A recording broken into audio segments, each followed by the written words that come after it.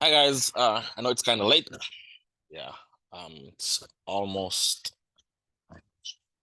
32 minutes past midnight here for me, but I did plan on starting the overnight session reviews today. Life happens, but here we are. I'm going to cover three pairs in today's call. NAS, AU, and somebody asked in Telegram to cover UJ's delivery for today. So we're going to talk about that in a bit. So today my plan for Nasdaq was I wanted to go long. I didn't get the entry I wanted, specifically because I wanted to get an entry when this low. Well, not on this feed. The feed is a little bit different, but I wanted to get my entry when this low was being swept. These lows here, and I'll tell you why. I have a simple rule or a simple approach. I don't overcomplicate my trading, and I don't try to like have a million moving parts. I don't think it's necessary. So as far as daily bias goes and how I approach it, I have a simple rule. If I'm bullish, there are two things I want to see before my entry forms. Number one is run on sell side, and number two is going to be a discount array. Okay, because I trade runs on liquidity that reside above and below overnight session. Anytime I'm bullish, I'm automatically trying to get a run to or through overnight session high. Through it, if I'm expecting a higher time frame level to be traded to, or to this range high, if the range is decent. What's decent for me? Doesn't matter, might not be decent for you. I like ranges that are 50 points and over. So this indicator was created by someone on Twitter. I think his name is Joshua. Might be butchering that, but yeah. Well, you could go to Trading View, search for overnight session, and then whichever one says Joshua, and that's the one right here. That's what I'm using for this call. Kind of mechanical, easy to follow along, and you guys can go add it to your chart as well. So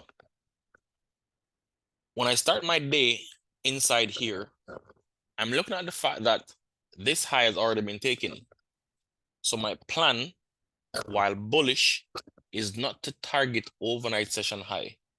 My plan is to target a level that's above overnight session high. I have been watching up to the daily real quickly. Oh wow, look at this. I haven't used this feed in ages. Just added it for the video. I was particularly watching this FEG right here. Can be refined, I'm pretty sure. I was watching that FEG inside here for my my upside draw. So on M5, just hop back. That's all I need from the daily chart. I was looking for price to trade here and then crash, but because of how I like to see liquidity being engineered, I wanted them to run towards here, fail, deep retracement. Then after that deep retracement, we get that run to the high. That was my plan. While waiting for that setup to form, I tried to play shorts inside here. Didn't work out. And I think I took another short when this up candle's low was taken inside here. And then that was also a losing trade. So I think I took 3 losing trades today, all 1/4% risk. So this was one, and the US 30 was one as well. So yeah, I missed all of that. I left the chart somewhere in here because I was sitting for about 2 hours, and after 2 hours of sitting and no trade, and I'm not getting the entry I want, I don't go forcing my bias or my will on the market. I get up and I go outside and I take a walk. Nonetheless, we did fall. It did hit the entry I wanted, and then it did offer quite a substantial amount of pips. Now, this I saw. I saw this delivery because I was on a call. So I'm going to identify the level where I had my buy limit set that I wanted to enter. And I want you to remember what I said about this, and I'll put a drawing on it. Let me get that over here. So it's this simple. Fractal understanding, whenever that's my drawn liquidity, and we push towards it, I want that first push to fail. Then I want them to trade lower and grab opposing liquidity. And I want that to set up my entry towards there. Pretty simple. Fractally, that's the idea. Technical structures might vary, but fractally, this is the idea. So keep this in mind. When this starts to trade lower here, I'm leaning on the fact that my drawn liquidity was here. So you take this and you flip it, it becomes drawn liquidity on the downside, first push fails, retracement of sorts, bam, bam, bam. That's what I'm thinking, right?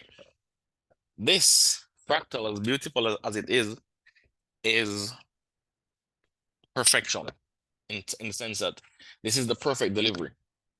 We don't need perfect delivery to make money. We just need something that's worth framing risk.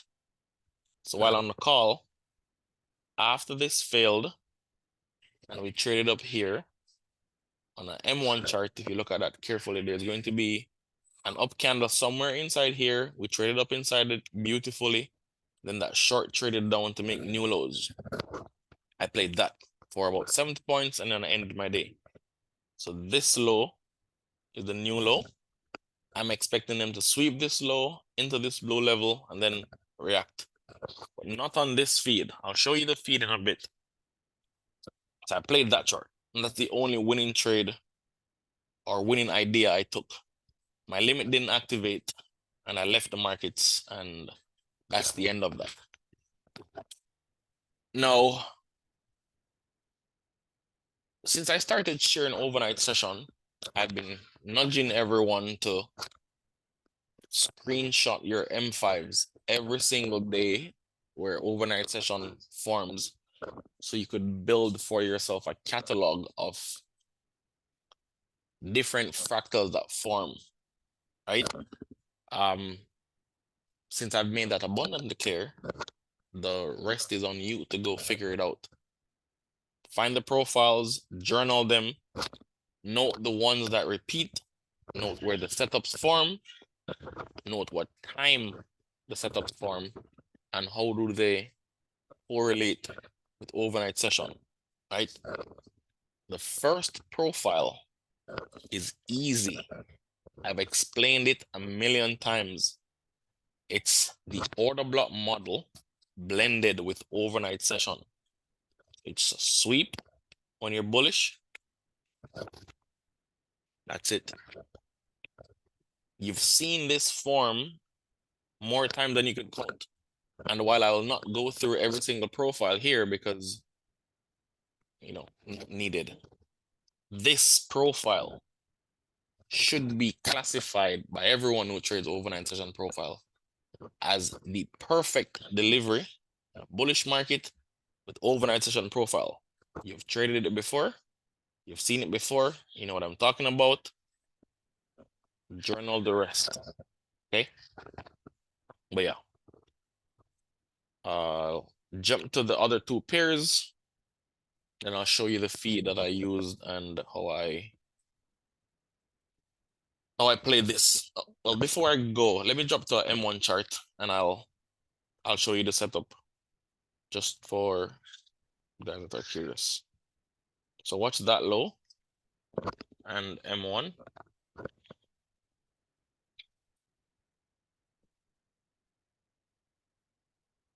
So keep in mind that this blue level is what we're using as the drawn liquidity.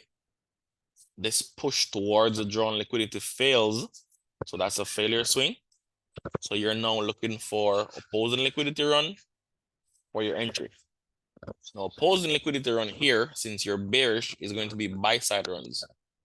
Right, you're bearish, so you want to see a run on buy side, pair shorts.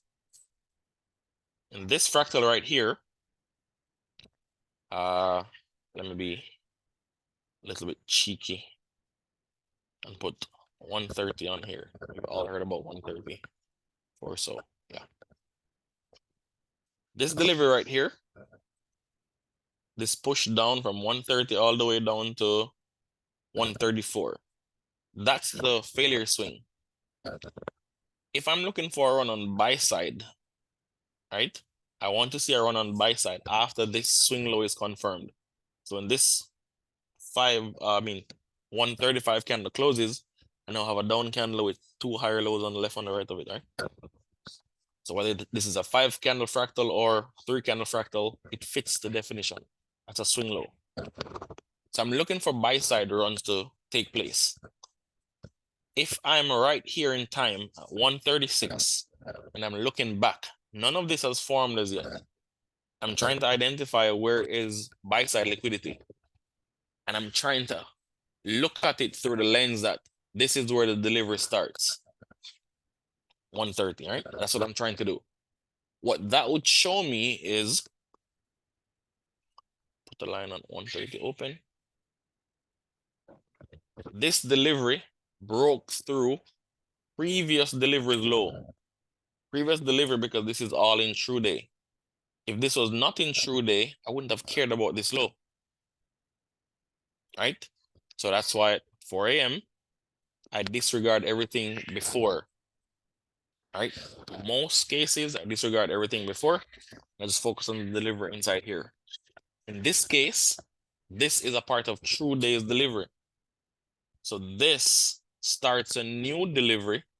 And what I can see here is that this low is broken.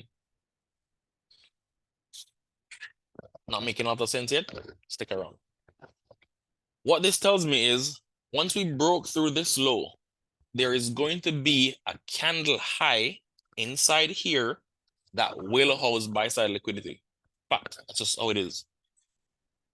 If this is where my buy side liquidity is resting, and this is where I am right now, I'm looking for something up here that would justify order pairing. Right before this big down move, we have classic ICT definition, up close candle before that big move. That's my order block. I know for a fact buy side liquidity is resting inside here, and I know this right here is my order block. If this is my order block and this is my buy side liquidity, this is the liquidity I want to be paired inside here, and I want all of the pairing to stop here. So I don't want this candle's high to be violated. Once that forms, my entry setup is going to be here. Now, there's a distinguishing difference between this setup and any other bearish setup that you might see. Most times when I refer to a bearish setup and I've identified a quote unquote key level, I'm always going to demand a change in the state of delivery to form before I look for entries, right? Because it helps me to frame risk and it makes managing the trade easier. No, there are instances where you don't need that secondary confirmation because the idea that you're trading already has enough confluences to frame probability. What do I mean by that? If this is a high and I want to go short here, so watch this high and I'll show you. If this is a high and I want to go short here, I would want to see an up candle print. So it's smart this high. I'd want to see an up candle print right there. Then I'd want to see that up candle's low taken. There. And I'd want to short any retracements inside here and target this level. This is the liquidity pool. There is no bearish order blocks above this, but there's a bearish order block candidate above this. That means I can mechanically sell here with my stop above this, managing the risk, while in this case, I'm not going to sell this. This run above here, I'm not going to sell this for a simple reason. Where do you put your stop if you sell into this candle? All the way up here? That's just madness. Where do I put my stop if I sell into here? This. So I can frame what invalidates the trade. And if I can frame what invalidates the trade, I can control my risk exposure. If I want to put 0.5% on this, adjust the lot size. 1%, adjust the lot size. 0.25%, adjust the lot size. With this, if you sell into this candle, there is nothing that you can use to frame risk, just hope and prayers. So how do you frame what lot size to use? Mechanical and pray? That's just madness. So inside this setup, there are two, or inside this delivery, there are two trade ideas. Trade number one is this one here. Slap the RR tool on it. Targeting that low. That's the first trade idea. The second trade idea is this one. And that is this. Stop of this candle is high because that's the order block. And targeting this. Both of these are high probability trades formed inside the narrative that this low needs to be swept to get here. This blue line was not reached. We didn't get here. But this is still high probability. So this is why this week I mentioned that we're likely to see deliveries like this, where the best case scenario fails, but high probability low hanging objectives do form. I didn't take this trade, but I did take this one, and I'll see if I can add a screenshot of this one somehow in the call so you guys could see. As a matter of fact, I should be able to do that right now because I was on a call with copy. Here, I was on a call with Mert discussing it. So I think this is M1, not M5. So this is which one? So this is the first one before we got back here. So it looks like it was this here, but that's not what we're talking about. Let's get rid of that. Oops. Delete. Which means it was the next one, which was here. One sec. There we go.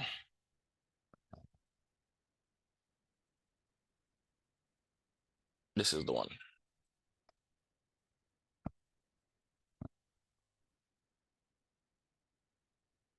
There. So here's the M1 order block.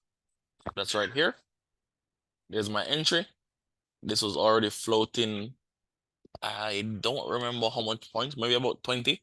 So that's enough for me to take risk off and watch how we close at this high. If it's expanding through here, then I'm watching this candle's low for order blocks. This is synonymous to the, what's it called again? Second stage distribution, a market maker model. So if you look at this as a market maker model, if you understand that logic, this is the same idea. Essentially, this is the smart money reversal. You know, we don't need to get that entry, but this was another high probability entry. On a second start, I'm pretty sure there's some amount of low risk stuff inside here, but I don't do the second start. Just wanted to share the idea. Now that that's done, let's go to M5 and I look at the AU and US 30. So AU today, this is it. I didn't look at this, I didn't trade it, but this is what I would see if I was looking at it. Here's my overnight session. We open, we are above overnight session. Normally, when we're above overnight session and I'm bullish, I'm looking for some kind of retracement inside this guy here to get my setup. Since I'm looking at a retracement inside a range, I'm thinking retracements seek imbalances, ICT month one. If I look inside here and I can identify an imbalance or inefficiency, I'm going to frame my trade setup around that. In this case, didn't happen. I would not have been in this trade. I would not have been in any of these buys either. And since I don't have a clear draw for AU, I have no idea what this line this line is. I wouldn't be in. Okay. This is extended chop until maybe news. Then it ran higher. But yeah, in real time, I wouldn't have seen a setup. I'd be wanting a deeper run. That would have missed, and I'd have just journaled that, and then that would have been the end of it. US DJPY. I don't remember the guy's name. Somebody asked me to look at this. So same idea. If I was looking at this right here at 8 o'clock or inside this delivery here after 8 o'clock, I'd be looking for the same thing. If I'm bearish, I'm looking for price to expand lower, and we are already at overnight session low. I need some kind of retracement inside here to set up a run that I would favor. If I'm looking at the retracements seek imbalances. There's no imbalances here. Right? So ICT month one, retracement seek imbalances. I don't see one. Maybe one is there. I'm just not seeing it right now. Little FEG right here looks cheeky, but I wouldn't have liked that. So there's no FEG right here. So why did this do this? I don't know. But what I do know is experience has taught that retracements don't just seek imbalances. Sometimes whatever the range is, it has internal liquidity. So retracements seek imbalances or internal liquidity. Internal liquidity would have been above this high. Maybe that's a form-fitted logic, but that's what I see. In a real time, I'd be looking for a precision entry, maybe in this candle's low. Wouldn't have gotten an entry, would have crashed without me, and I would have been fine. And there it is. So I like this indicator, makes it really nice to mark out your deviations, especially if you're looking for expansions or an expansive day. That's really nice. And I'll show you the feed I used for NASDAQ today. Here it is. So that was my plan. My plan was to buy below these lows here. I tried shorting here. I think here or here. It moved about 20 points, but the logic in this delivery told me that, we needed to get back here. So I was only focused on the extended push and not the 20 points that I got. So it turned into a losing trade. And this one also turned into a losing trade. All that good stuff. And this is the M1 chart that we were looking at earlier. This is that second stage distribution trade I was talking about. I didn't take this. I took this, but I was explaining this on the call. So yeah, just wanted to point that out. Lowest closing down candle here at the failure swing. In a perfect world, I would want this candle's low to be swept and then have them reclaim 50% of this or reclaim the open price. Either one would be fine, but order of delivery. Take the low first, then reclaim it. We did take the low, we pushed higher. I don't think it got back. No, it didn't. So again, that would have been a trade that we wouldn't have been in unless it came back at a later time. 50% is right here. Look at that. Not bad. But I wouldn't be trading inside here. So pretty long comparing to the other overnight session reviews that we did. Tomorrow, I'm looking for a more productive day. I'd like to see where overnight session forms, in particular overnight session low, in relation to this level. If we are sitting there, I'd love a sweep and then a push. If for some awful reason we're below there, then I go to the sidelines. So yeah, longer than usual. Hopefully this helps. Do enjoy the rest of your day or night, and see you tomorrow.